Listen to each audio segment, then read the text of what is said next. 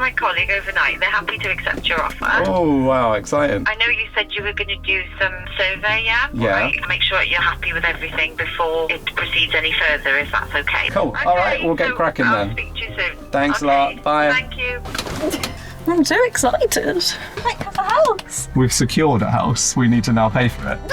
I have no idea what to do next. I have never bought a house. So now we need to do surveys. How do we do that? What is happening? The sides have come off and slid off the metal. I think we'll deal with it when we get there. We're having a mare. Now that our offer's been accepted, we've been told that we're allowed to come here and do our surveys. So we're here today and we're going to do one of the big ones, something that we're really, really concerned about. So let's go. It's off a really small, quiet country road, and then leading up to the house, the driveway sort of goes off on its own private track. This is the land we made the offer on. It's pretty overgrown, but we're really looking forward to chopping all this stuff back because there are a few negatives with this place. We absolutely love the driveway. This is what we've always wanted, set back away from the road and like a long lead up to the house. And I'd love to put lights there and cut this all back and make it really pretty. This is one of the gates to the first field that it comes with. The gate's broken, so you have to wiggle it.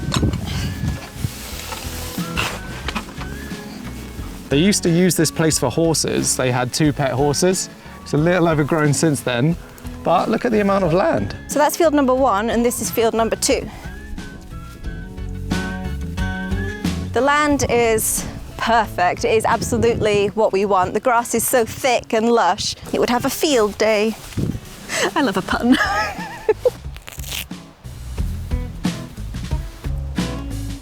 Spiky. We don't have the keys, so we can't go inside. We came in last time the estate agent brought us here, though, and the house is non-traditional construction, so it's made with wood and tin. So I don't think it's mortgageable, and it's supposed to be a temporary dwelling, so we're gonna have to knock that down. This is 3.3 acres of land, and it's separated into like 2 big fields, an orchard, and then like a little garden area at the back. There's like pear trees, apple, I think there was a plum, and maybe a cherry tree, which is quite cool. I'm gonna have to do a leaf identifier and find out what all the trees are though, otherwise I'm gonna have to wait until they start making fruit to know what's growing here. They used to use these as kennels. It says Mega Dog. So this is one of the outbuildings. This isn't terrifying. Oh gosh. I don't even know what I'm crunching. It's bowing here. This looks like it's falling down. So we got what was an outbuilding there. Yeah, this bit already has foundation, so it's ready for someone to just come along and finish constructing whatever they need it to be. This is one of the only outbuildings that is still intact. Not in great state, but we could do something with it. We could put our car in here. The van won't fit in. And then this is supposed to be the workshop. These people spent £18.72 on electric for 1 month. Not terrible. So it used to be a stable. It is cool. We could do a lot with these. Yeah, definitely. There's loads of potential. And it's got a kitchen. The lady said there's water plumbed in. Yeah, water and electric in this outbuilding. A bit overgrown. We'll go out the other door. Comes equipped with a couple of burnt out caravans. We've got an old stagecoach thing over there, and then this caravan here. Completely gutted. Is that a House of Dragons? Yeah, Mother of Dragons. Oh. Come on, come in. It smells like an old person. It's nicer than the house, isn't it? It smells like my grandma's house. It's got a couple of random TVs, a mannequin, and there's a Christmas tree. We don't have to get one. So I'm pretty sure this place is oil heating. There's a big massive drum over there which we tapped and sounds empty, so that's gonna have to be filled up. Oh, that's water. It's got power. So it's got proper electricity here, it's hooked up to the mains. We would be trying to use as much solar as possible, but it's always reassuring to have a bit of power on the backup. So what would we put on this foundation? We could put solar panels along here. Yeah, this area is always in the sun. But it's not like we don't have power here, because that is what the main problem is. The main problem is that. We bought ourselves an EMF reader because there's some power lines that go across the land and we want to make sure that they're safe before we go ahead with our offer. 2, 3, 4, 5, 6, 7, 8, 9, 10. Yeah, it's like it's radiated. 20, 25. And here come the beeps.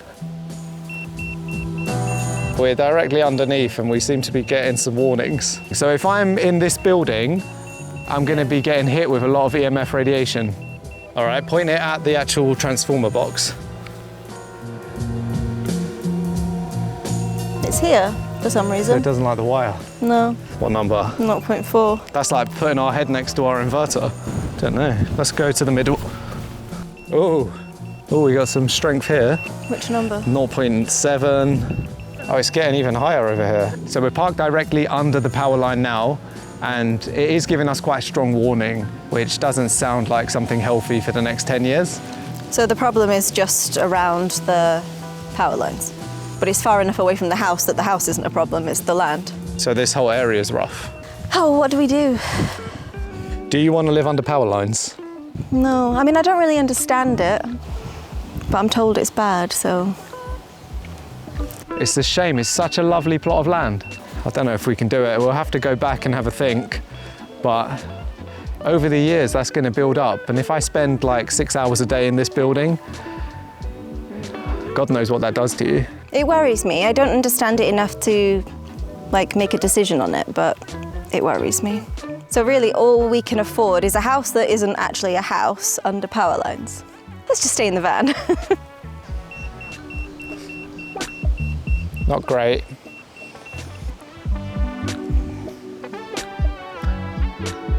I do love it.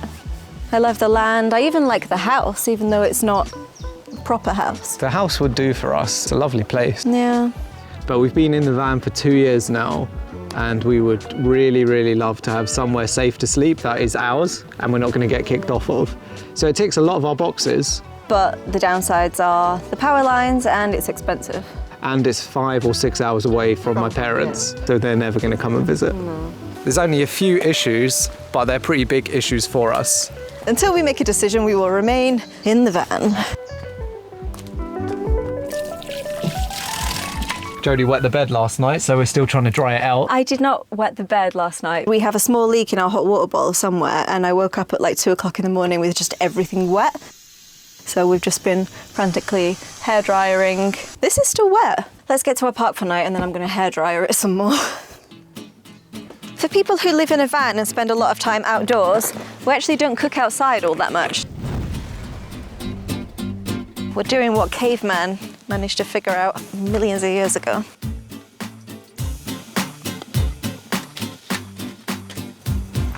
Oops. Did you just beep the horn? It did not work and we got too hungry to keep trying, so we're doing it on the hob like normal people. It turns out the rice is full of mold and we microwaved it. And when it came out of the microwave, all the steam erupted and filled the van with what I'm assuming is microwaved mold. Do you think we're gonna die?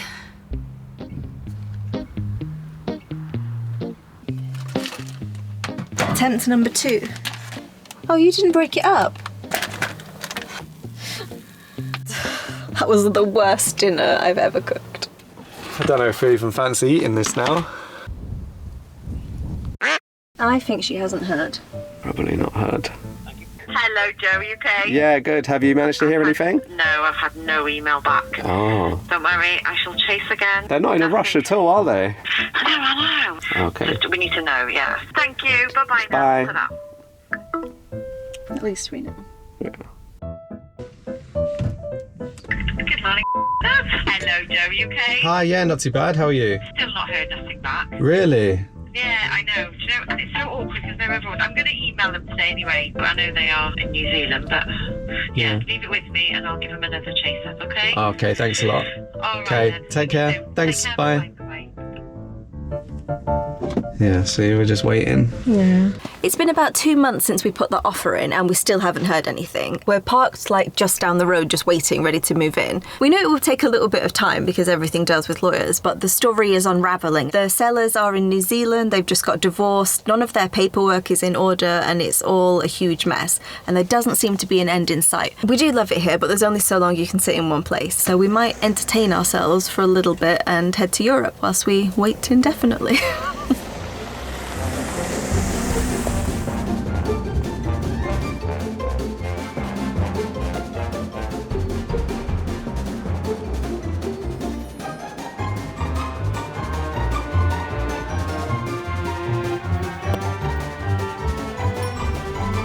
We haven't done a video in a very long time, and you're probably wondering why. As the guy in the comments said, this is the summer edition of our vlog.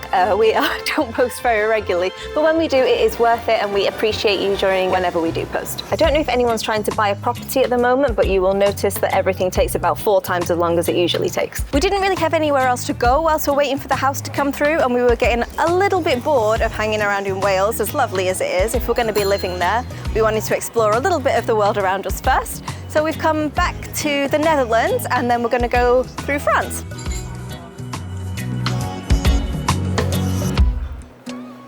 We do have loads of things planned, and there's tons of things we need to do to this land, and we're really excited to get started. Things like animals, Joe can have a load of solar, we can do some filming there, and of course we can do up the van for any future adventures. But unfortunately, we're going to have to wait for solicitors.